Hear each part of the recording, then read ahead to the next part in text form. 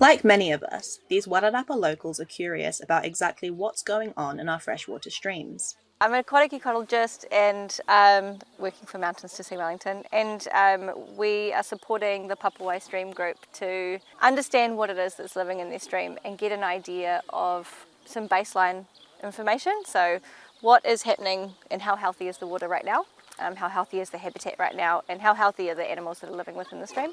And the intention is that as they do more restoration actions and we continue to monitor over time, we'll start to see a shift in some of these things. So we'll start to see a return of more biodiversity, we'll start to see an improvement in water quality, we'll start to see more shade and those sorts of things. So it helps us to get a good understanding of, is our restoration action working?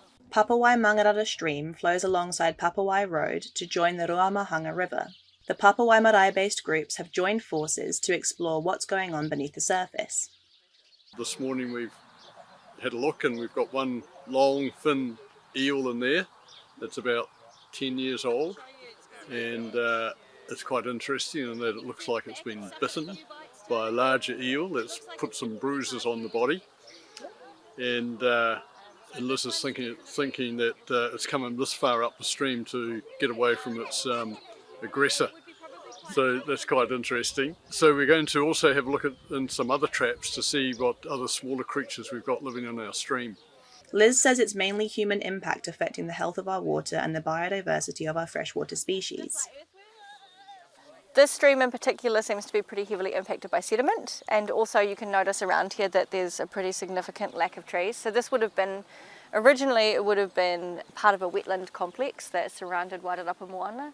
And those wetlands were drained for farmland and a lot of the trees were cut down. The release of those trees means that a lot of sediment was ending up into the waterways, and it also reduces a lot of that habitat for biodiversity, so that would have been a big problem. As sediment fills up all the gaps in the bottom of those streams, it can take away all those spaces for the food to grow, but also the places for things to live and hide. So that's had a really big negative impact.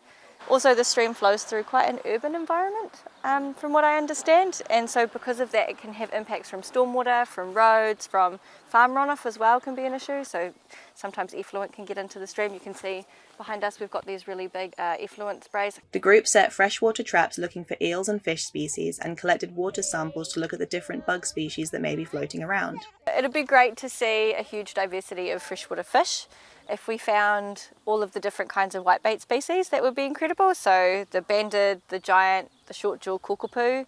Kōaro are another fish that likes really clean, healthy, quite bouldery rivers and streams.